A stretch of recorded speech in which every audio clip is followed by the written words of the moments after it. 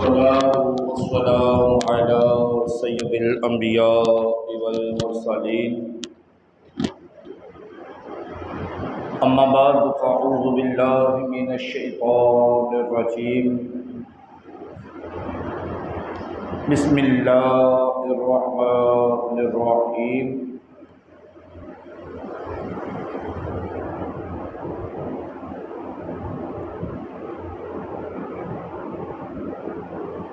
या अय्युहल्लज़ीना आमनुस्बिरु वसाबिरु वराबितु वत्तक़ुल्लाहा लअल्लकुम तुफ़्लिहून।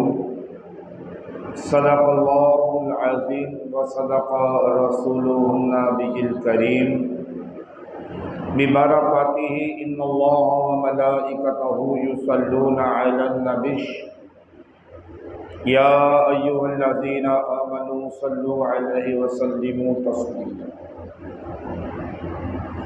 मिलकर मोहब्बत से बाआवाज़ बुलंद दुरूद व सलाम पढ़िए। अस्सलातु वस्सलामु अलैका या रसूलल्लाह, अस्सलातु वस्सलामु अलैका या हबीबल्लाह, अस्सलातु वस्सलामु अलैका या नबी अल्लाह व अला आलिका व अस्हाबिका या नूर अल्लाह।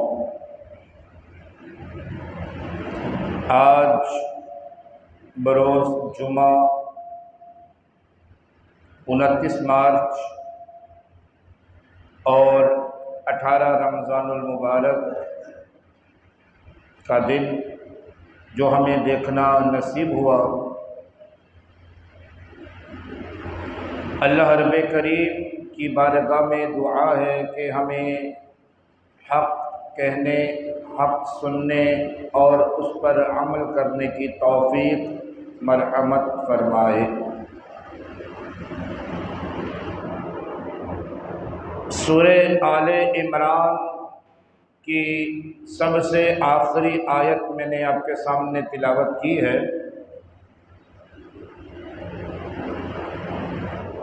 फरमाया या अय्युहल्लज़ीना आमनुस्बिरु वसाबिरु वराबितु वत्तक़ुल्लाहा लअल्लकुम तुफ़्लिहून।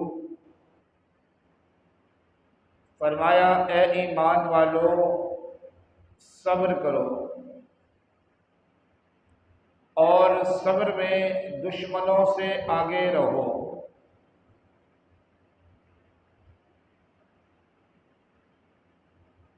वराबितु, और सरहद पर इस्लामी मुल्क की निगहबानी करो। वत्तक़ुल्लाहा लअल्लकुम तुफ़्लिहून, और अल्लाह से डरते रहो इस उम्मीद पर के कामयाब रहो।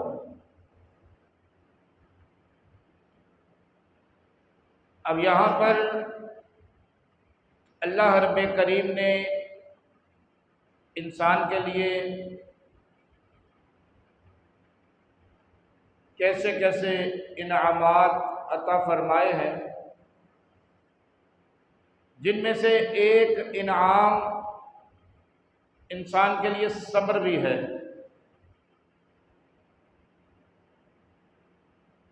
और सब्र की जज़ा जो है, सब्र का जो इनाम है,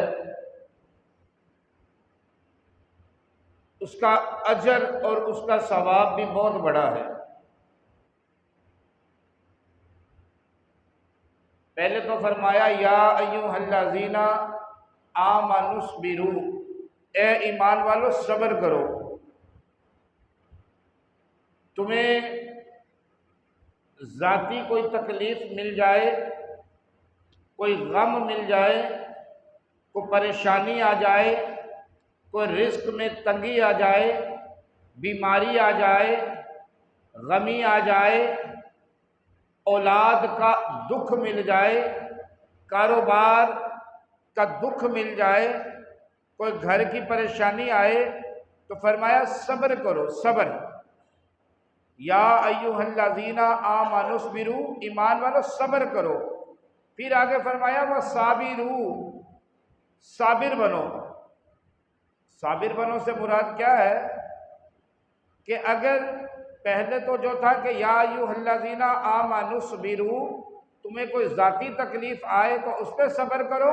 फिर फरमाया साबिरू, तुम्हें तुम्हारे रिश्तेदारों की तरफ से, तुम्हारे अजीज़ो अकारिब की तरफ से, अगर कोई दुश्मन है उसकी तरफ से, किसी गैर की तरफ से भी कोई तकलीफ मिल जाए तो फरमाया वसाबिरू, उस पर भी सब्र करो।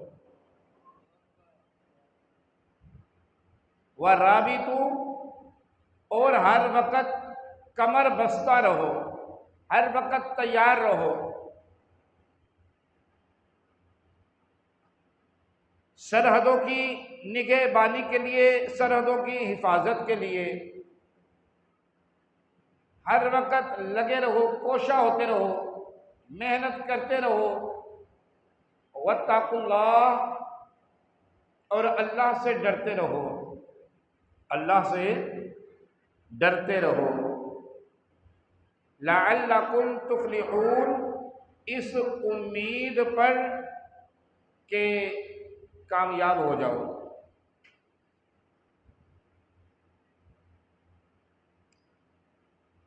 सब्र करने पर भी अल्लाह तबारक व तआला ने बड़े बड़े इनामात अता फरमाए हैं।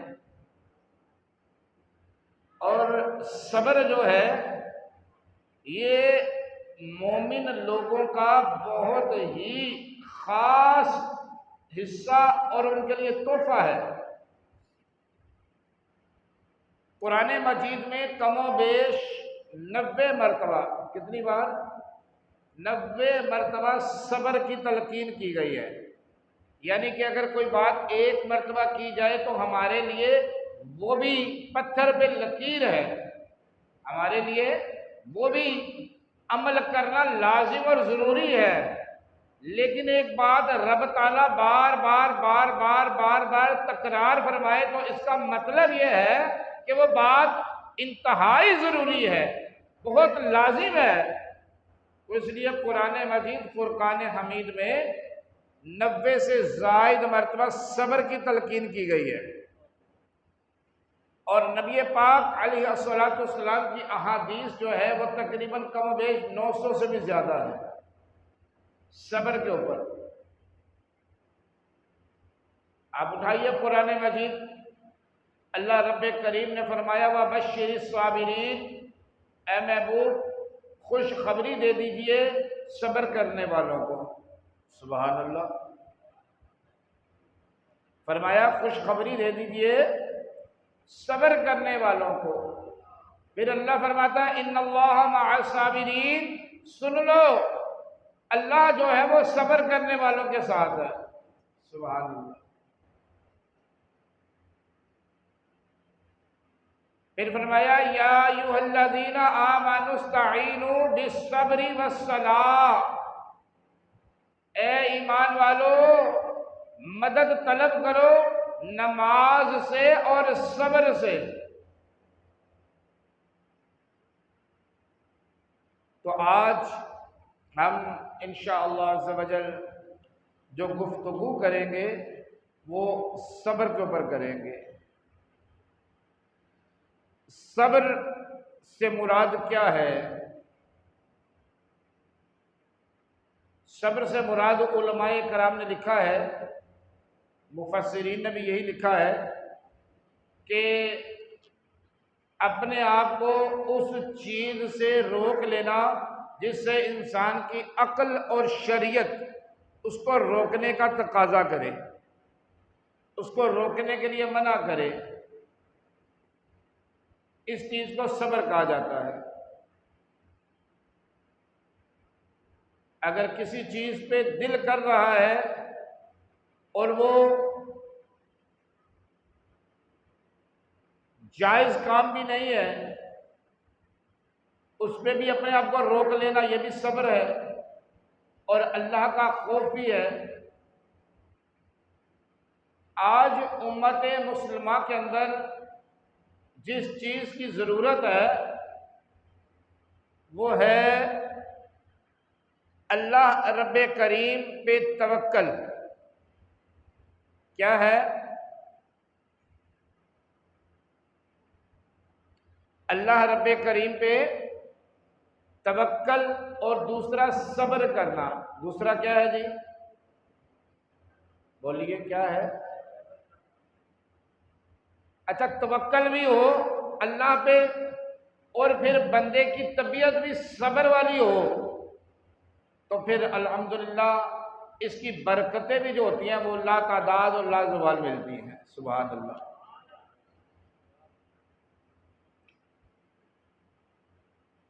अभी आप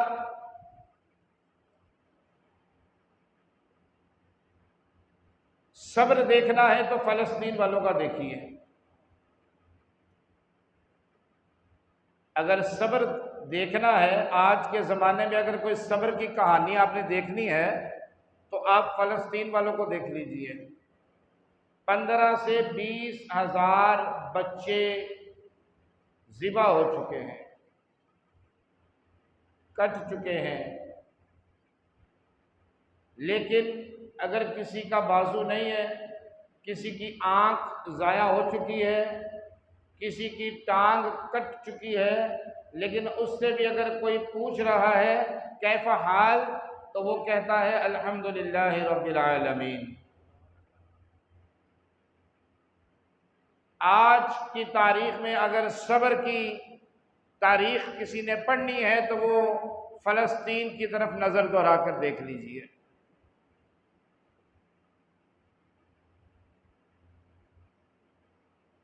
और एक हम हैं कि ज़रा ज़रा बात पे जज्बाती हो जाना, बेसब्र हो जाना, अल्लाह तबारक व तआला की तरफ से तवक्कल को हटा लेना, पशेमान हो जाना, परेशान हो जाना, गम में आ जाना, छोटी छोटी बातों का लोगों से तज़किरा करते रहना, ये बेसब्री, ये तमाम चीज़ें बेसब्री के ज़ुमरे में आती हैं। आजकल तो आपको पता है रोज़ा रख कर भी माज़अल्लाह कुछ अफराद बेचारे ऐसे होते हैं कि अफ्तारी से 1 घंटा पहले उनकी नज़रें जो होती हैं वो घड़ी के ऊपर ही होती हैं। फिर उनको घड़ी भी इस वक्त स्लो लगती है कि घड़ी स्लो चल रही है। ये बेसब्री के नतीजे हैं, अपने ही हाथों के हैं ये करतूत। सच है कि बुरे काम का अंजाम बुरा है। आज हमने अपने बच्चों को नबी पाक अलैहिस्सलाम की ज़िंदगी के हालात जो हैं, जो वाक़यात हैं, जो हुज़ूर सैयदी आलम सल्लल्लाहु अलैहि वसल्लम की ज़ाहरी हयात है वो पढ़कर नहीं सुनाई। हमने हज़रत अबू बकर सिद्दीक़ रज़ी अल्लाह ताला अन्हु की सीरत पढ़ कर नहीं सुनाई। हमने हज़रत उमर इब्ने ख़त्ताब रज़ी अल्लाह ताला अन्हु की सीरत पढ़ के नहीं सुनाई। हमने हज़रत उस्मान गनी ज़ुन्नूरैन जिनको शहीद करने के बाद 40 दिन तक आपका लाशा पड़ा रहा और जनाजा ना होने दिया, हमने अपनी औलाद को उनकी सीरत पढ़कर नहीं सुनाई। हमने हज़रत अलीउल मुर्तदा शेर खुदा करमुल्लाह वजहुल करीम, जिन्होंने अपना पूरा घर का घर इस्लाम पे कुर्बान कर दिया और ख़ुद भी दीन इस्लाम के ऊपर कुर्बान हो गए, अपने बच्चे कुर्बान कर दिए, हमने अपने बच्चों को उनकी तारीख पढ़कर नहीं सुनाई। तो फिर इसका सिला हमें क्या मिलता है? पता चलता है बच्चे ने मोबाइल दीवार पे मार के तोड़ दिया। क्यों जी, क्या हो गया था जी? खाना मेरी मर्जी का नहीं बना। हमारा बच्चा घर में चीखे मार रहा है, क्या हो गया जी? मेरा बच्चा कॉकरोच से डरता है। घर के अंदर से शोरो गुल की आवाज आई है तो मालूम करने में पता चला क्या हो गया था, खैरियत थी, पता चला जी वो छिपकली आ गई थी। तो मुसलमानों के बच्चों के जज्बे तो ऐसे नहीं है, मुसलमानों के बच्चों की तारीख तो ऐसी नहीं है कि कुर्बानी पे जानवर ज़िबा होता देख लिया तो बच्चे ने रोना शुरू कर दिया। अगर हम ऐसे नाजुक बच्चे बनाएंगे अपने बच्चों की तारीख ऐसी नाजुक बनाएंगे तो फिर बात याद रखा करें, फिर अगर हमारी नस्लें ऐसी होंगी तो फिर आज की मुसलमान औरतें जो हैं वो लीडर पैदा नहीं करेंगी, वो लीडर पैदा नहीं कर सकती।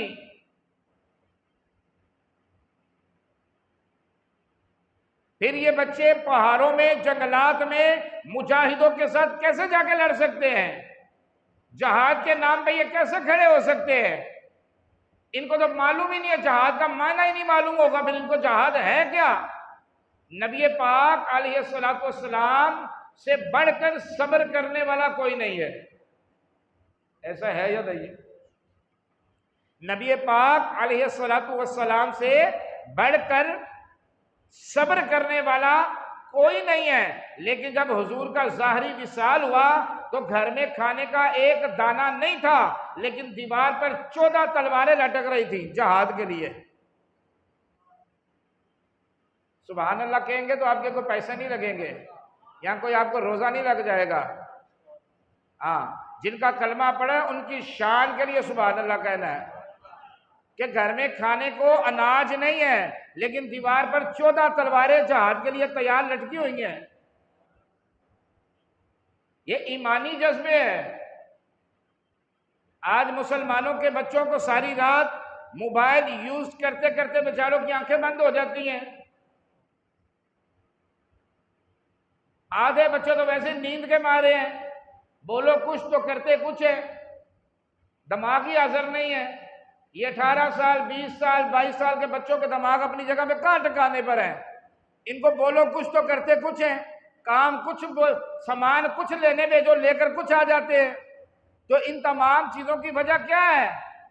हमने अपने बच्चों को दीन इस्लाम की तारीख नहीं बताई है, दीन की तारीख उनको सुनाई नहीं, उनको बताया ही नहीं कि सब्र वो पहाड़ है, सब्र वो पहाड़ है कि करबला के अंदर कोई तलवारों की लड़ाई नहीं थी, कोई नेज़ों की लड़ाई नहीं थी, कोई खून की लड़ाई नहीं थी। वहां तो लड़ाई जुल्म और सब्र के दरमियान थी।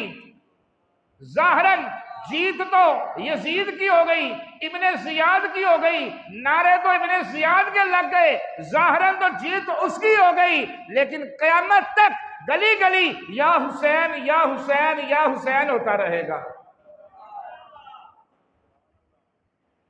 तो जीत सब्र की होती है, जीत रुक जाने वाले की होती है, जीत अल्लाह पे तवक्कल करने वाले की होती है।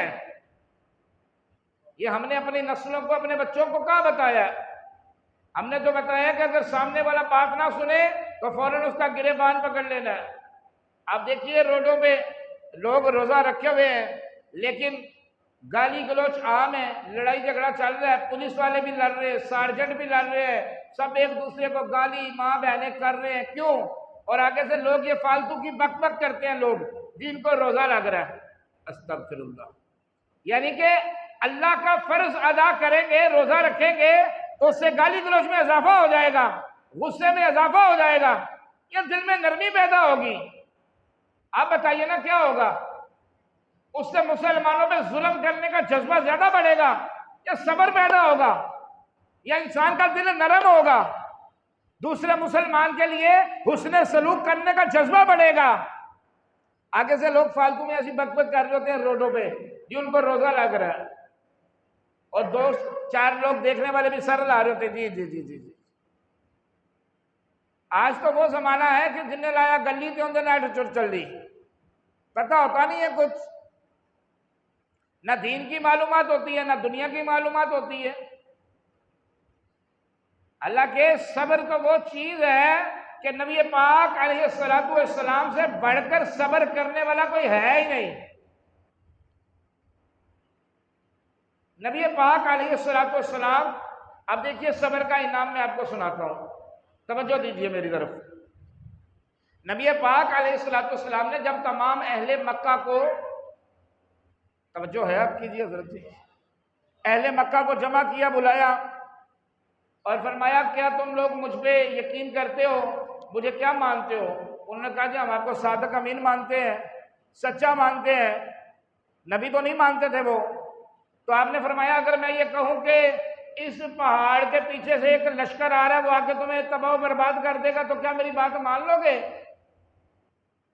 तो जब हुजूर इस तरह की बातें उनको फरमा रहे थे तो अबू लहब जो था इसने बकवास शुरू कर दी। कहा, ए मोहम्मद, हमें यहाँ पे इसलिए बुलाया तूने, तेरी ये उंगलियां टूट जाएं। अब बात तवज्जो वाली है या नहीं है? अबू लहब ने ये अल्फाज कहे कि तेरी ये उंगलियां टूट जाएं, तो नबी पाक अलैहिस्सलाम ने इस बात पे क्या किया? सब्र किया। क्या किया? सब्र किया।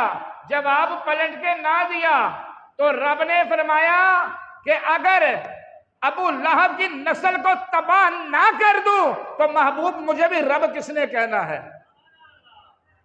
अबू लहब ने सिर्फ कहा, ए मोहम्मद, आपकी ये उंगलियां टूट जाएं। अल्लाह ने फरमाया, तब्बत यदा अबी लहब व तब मा अगना अनहु मालुहु व मा कसब सयस्ला नारन ज़ाता लहब व इम्राअतुहु हम्मालतल हतब फी जीदिहा हब्लुम मिन मसद। फरमाया, अबू लहब, तू हमारे महबूब को बोले कि उंगलियां टूट जाए, तूने बात महबूब को की है, जवाब हम देंगे। तू उंगलियों की बात करता है, तू, तेरी बीवी, तेरे बेटे निस्तो नाबूद हो जाएंगे। और फिर जैसे मेरे कुरान ने पूरा बताया भी है। तो ये किसका सिला है जी? किसका सिला है? बोलिए तो सही।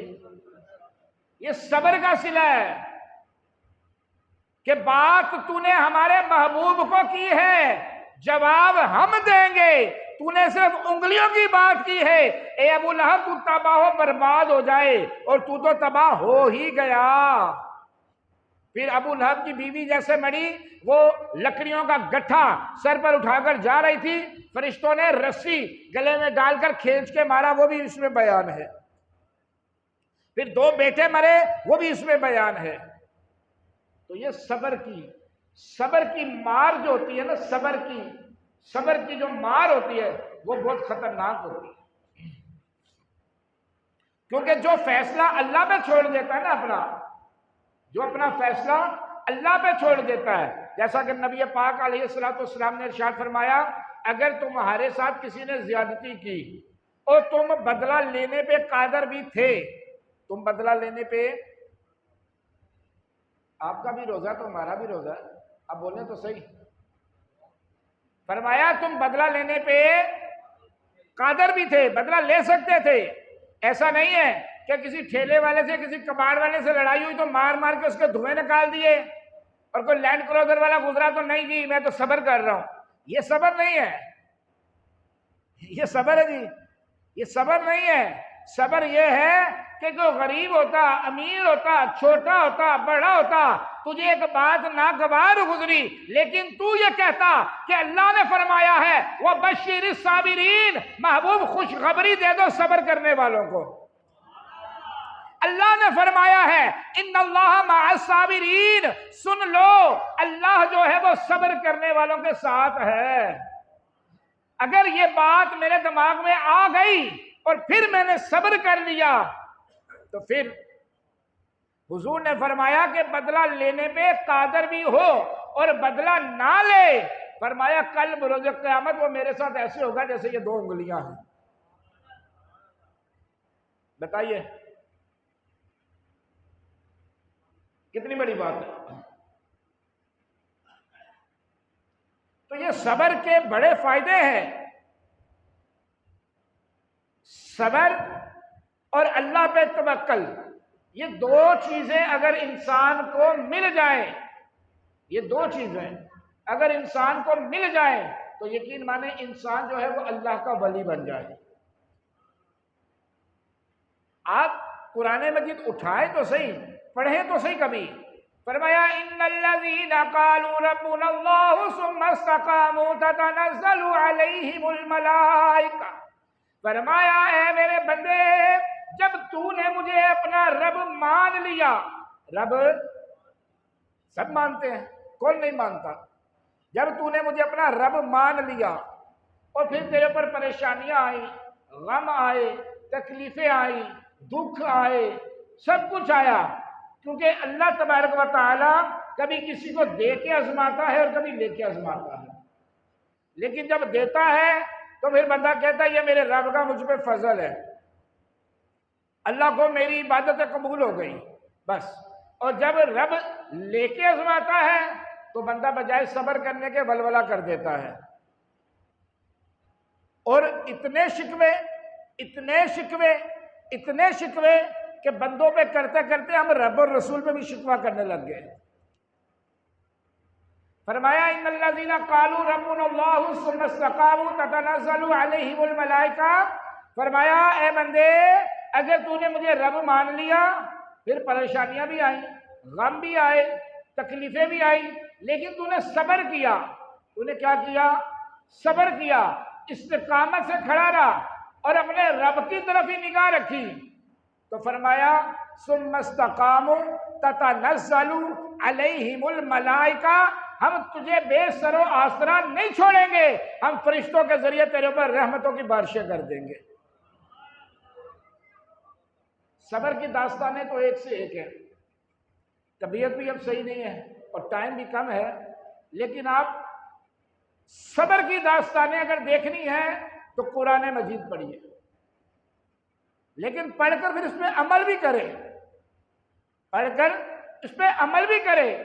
वो सब्र ही है कि हजरत इब्राहिम छुरी चला रहे हैं अपने लखते जिगर पर, अपने बेटे पर, और अल्लाह को ये अदा इतनी पसंद आ गई, कयामत तक फरमाया हमने इसको सुन्नत इब्राहिमी बना दिया है। तो ये सब्र नहीं था? बोलिए तो सही, ये सब्र नहीं था? हजरत यूसुफ अला नबीना अलैहिस्सलाम को क्या क्या तकलीफें बर्दाश्त करनी पड़ी, आपको नहीं पता? आपको कैदी बना दिया गया, फिर आपको कुएं में गिरा दिया गया, फिर कितना अरसा कैदी बने रहे, कितना अरसा कितनी कितनी परेशानियां रही, फिर आपको सजाएं दी गई। फिर जब इन तमाम परेशानियों से मराहिल से निकले तो फिर अल्लाह ने मिस्र की हुकूमत अता फरमा दी। पढ़े ना आप कुरान, 13वें पारे में है ना पूरा ये वाकया। फिर जब तक मिस्र का एक दिन का बच्चा भी आकर हजरत यूसुफ के कदमों में गिरा नहीं था ना, अल्लाह ने कहत हटाया नहीं था। क्योंकि नबी की शान में जो बेअदबी करते हैं ये रब को बर्दाश्त नहीं है, ये अल्लाह को बर्दाश्त नहीं है। आप देख लीजिए पूरी कायनात में अगर लोग अल्लाह को नहीं मानते लेकिन अल्लाह उनको रिस्क दे रहा है, नहीं दे रहा, उनको वाफर मिकदार में हर चीज मिल रही है। वो ईसाई हो, क्रिश्चियन हो, वो आग की पूजा करने वाले हो, वो हिंदू हो, अंग्रेज हो, काफर हो, यहूदी हो, जो अल्लाह को नहीं मान रहे अल्लाह उनको भी दे रहा है। लेकिन जो नबी की शान में बेअदबी करता है रब उसको माफ नहीं करता। ये बात आप ज़हन में रखें, उसको अल्लाह तबारक व तआला माफ नहीं फरमाता। क्योंकि इसीलिए कुरान ने कहा कुल इन कुंतुम तुहिब्बूनल्लाह फत्तबिऊनी युहब्बुकुमुल्लाह, फरमाया महबूब आप इनसे फरमा दीजिए अगर ये चाहते हैं कि अल्लाह इनसे मोहब्बत करे, अल्लाह इनसे प्यार करे, तो इनको फरमा दीजिए कि ये दरे मुस्तफ़ा पर आ जाए, आपका दामन थाम ले। फिर इनको कहना नहीं पड़ेगा कि अल्लाह हमसे प्यार करे। फिर महबूब हम वादा करते हैं जो आपका हो जाएगा हम उसके हो जाएंगे। आई समझ बात की? पकड़े खुदा तो छुड़ा ले मोहम्मद, पकड़े खुदा तो छुड़ा ले मोहम्मद, जो पकड़े मोहम्मद तो फिर कौन छुड़ाए? तो इसलिए सब्र का दामन थामिए। फिर मिस्र के जब बादशाह हजरत यूसुफ अला नबीना अलैहिस्सलाम बन गए तो फिर आप देखिए आगे वाकया पढ़िए, आपके भाई भी आए और उनको शर्मिंदगी भी हुई, अफसोस भी हुआ। फिर अपने वालिद के बारे में जब पूछा तो उन्होंने कहा वो तो आंखें रो रो के आपके गम में सफ़ेद हो गई। तो फिर अल्लाह ने कुरान में इरशाद फरमाया 13वें पारे में इज़हबू बिक़मीसी हाज़ा फ़अल्क़ूहु अला वजहि अबी यअति बसीरा, फरमाया मेरा ये कुर्ता ले जाओ। ये सारे कमाल मिले किस वजह से? सब्र की वजह से। किस वजह से? बोलिए तो सही। सब्र की वजह से। फरमाया मेरा ये कुर्ता ले जाओ, जाकर मेरे बाप के चेहरे पे डाल देना।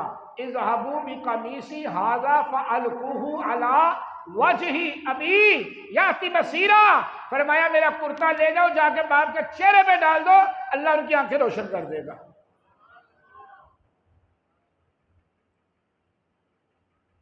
सहाबा इकराम के जिस्मों के टुकड़े करके टुकड़े रस्सियों में परो दिए गए, लेकिन आपकी जबान पे सी नहीं आई। ये सब्र की कहानी है।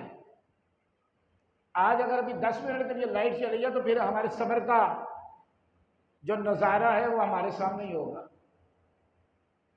हम तकलीफ बर्दाश्त करना ही नहीं चाहते, हम परेशानी बर्दाश्त करना ही नहीं चाहते, सिर्फ दीन के लिए। किसके लिए? बोले तो सही। सिर्फ दीन के लिए। वरना दुनियावी तौर पे हम जलीलो खबार भी हो जाए ना, हमारे माथे पे शिकन नहीं आता। अगर आपको यकीन नहीं आता ना तो जाइए, नाज़िमाबाद में 24 आवर खुला होता है शनाख्ती कार्ड का ऑफिस, जाके देख लीजिए आप। लोग 12-12 घंटे लाइनों में लगे रहते, लेकिन परेशानी कोई नहीं होती उनको। और यहाँ नमाज 5 मिनट लेट हो जाए तो जिस इमाम के पीछे नमाज पढ़ रहे होते हैं कि पीछे इस इमाम के, उसी को बाहर जाके गालियां बक रहे होते हैं, उसी को बाहर जाके 4 बातें सुना रहे होते हैं। लेकिन पासपोर्ट बनाने के लिए सुबह से मगरिब तक खड़े रहेंगे, माथे पे शिकन नहीं आएगा, कोई तकलीफ नहीं है ना। लेकिन दीन के लिए जरा सी परेशानी कबूल करना, यह हमारे मिजाज के खिलाफ है, हमारी तबीयत के खिलाफ है। कैसी बात है? कैसी बात है? आप सहाबा किराम की तारीख उठा के तो देखिए। एक सहाबी रसूल थे कि जब उनका विसाल हुआ तो हुजूर की आंखों में भी आंसू आ गए। वो कपड़ा ऐसा पहनते थे कि मक्के में उन जैसा कपड़ा कोई नहीं पहनता था। खुशबू ऐसी लगाते थे कि जिस गली से गुजर जाते थे लोगों को पता चल जाता था कि फलां बिन फलां गुजरा है। लेकिन जब दीन इस्लाम कबूल किया तो टाट का लिबास पहन लिया। क्या पहन लिया? टाट का लिबास। और फिर एक जंग में शहीद हो गए। एक ही चादर है। तो हजरत अबू बकर सदीक फरमाते हैं, या रसूल अल्लाह, ये एक ही चादर है, मुंह पे डालते हैं तो पाँव नंगे हो जाते हैं, पाँव पे डालते हैं तो मुंह नंगा हो जाता है। तो हुजूर की आंखों से आंसू आ गए थे कि जब मुसलमान नहीं थे तो अमीरी का आलम क्या था, लेकिन जब मुसलमान हुए तो इस्लाम ने हमें दिया क्या? अगर इस्लाम के ऊपर कोई उंगली उठाए तो वो सहाबी उठा सकते हैं, बस। तो हुजूर ने फरमाया चेहरे पे कपड़ा डाल दो, पाँव पे घास और पत्ते डाल दो। ऐसे ऐसे सहाबा। हजरत तलहा रज़ी अल्लाह ताला अन्हु को 70 जख्म लगे। 70 कितने जी? हाँ, 70 जख्म। आप पढ़ लें हदीस की किताबों में, अगर मेरी बात गलत हो तो मैं यहीं बैठा हूं। 70 जख्म लगे, तीरों के, नेज़ों के, तलवारों के।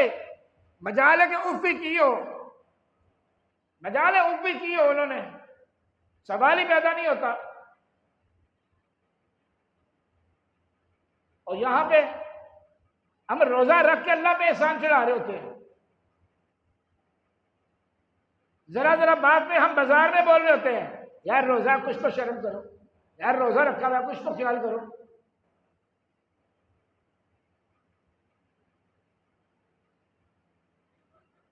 सत्तर जख्म लगे, बेहोश हो गए।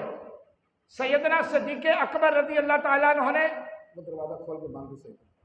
सैयदना सिद्दीक़ अकबर रज़ी अल्लाह ताला अन्हु ने चेहरे पे पानी डाला।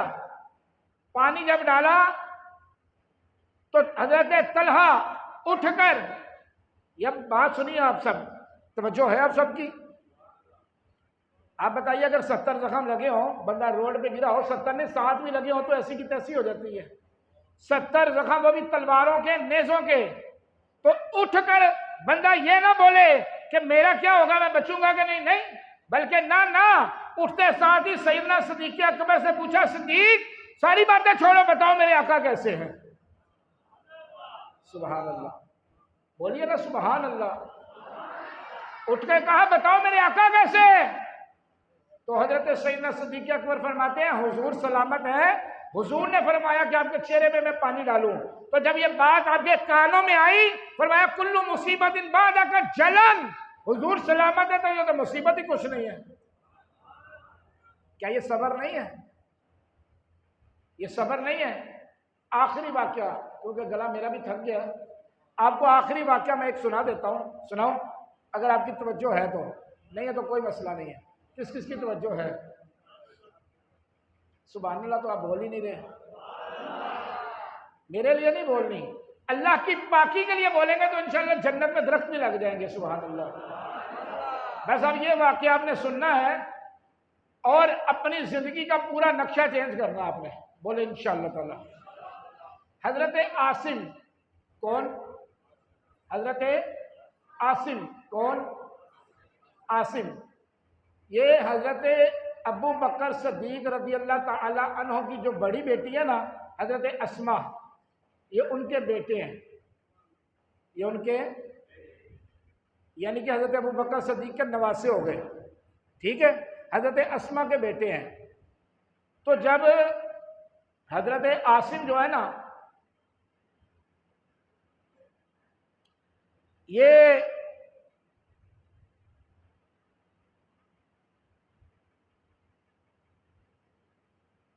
बल्कि हजरत अब्दुल्ला बिन जुबैर, हजरत अब्दुल्ला बिन जुबैर, तो ये यजीदियों के साथ लड़ रहे थे, जिन्होंने हजरत इमाम हुसैन रज़ी अल्लाह ताला अन्हु को शहीद किया। तो उनके साथ इनकी जंग अभी जारी थी। इनकी वालदा की उम्र है 90 साल। कितने साल? कितने साल? 90 साल। तो काफी जो सिपाही थे वो शहीद हो गए और कुछ जंग छोड़ के चले गए। आप अपनी वालदा के पास गए, वालदा की उम्र कितनी है? 90 साल। कितनी?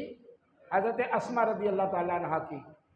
कहा जाके, अम्मा जान कुछ सिपाही शहीद हो गए और कुछ चले गए, अब आपकी उम्र माशाल्लाह इतनी ज्यादा है, तो आप मुझे मशवरा दें, मैं क्या करूं? तो हजरत अस्मा रज़ी अल्लाह ताला अन्हा ने फरमाया, अब्दुल्ला तू सारी बातें छोड़, ये बता तू हक पर है? सुभान अल्लाह। फरमाया तू ये बता तू हक पर है? कहा जी मैं हक पर हूं। तो फरमाया फिर तीर जो है ना सीने पे खा के आना, पुश्त पे खा के नहीं आना। 90 साल उम्र है, 90 साल। हाँ, आज की माए नहीं, 90 साल उम्र है हजरत अस्मा की, और बेटे को सबक क्या दे रही है कि अगर तू हक पर है तो तीर सीने में खा के आना, पुष्प पे खा के नहीं आना मेरे पास। तो हजरत अब्दुल्ला इब्न जुबैर कहते हैं, माँ जी फिर आप जो है ना, आप भी जरा सीना बड़ा कर लेना, जरा सब्र रखना, क्योंकि जिनके साथ मेरी लड़ाई है ना वो कत्ल नहीं करते, वो कत्ल नहीं करते, वो आंखें काट देते हैं, कान काट देते हैं, जबान काट देते हैं, नाक काट देते हैं। तो आप भी फिर सब्र रखिएगा। तो आगे से हजरत अस्मा रज़ी अल्लाह ताला अन्हा ने क्या फरमाया, समझ आए? सुनेंगे? फरमाया, अब्दुल्ला अब्दुल्ला कोई बात नहीं, जब बकरे को ज़िबा करते हैं ना, दर्द सिर्फ उस वक्त होती है जब खाल उतारी जाती है, दर्द नहीं होती है। जब बकरे की खाल उतरती है उस वक्त उसको दर्द नहीं होती। तू मुझे सब्र का सबक ना दे।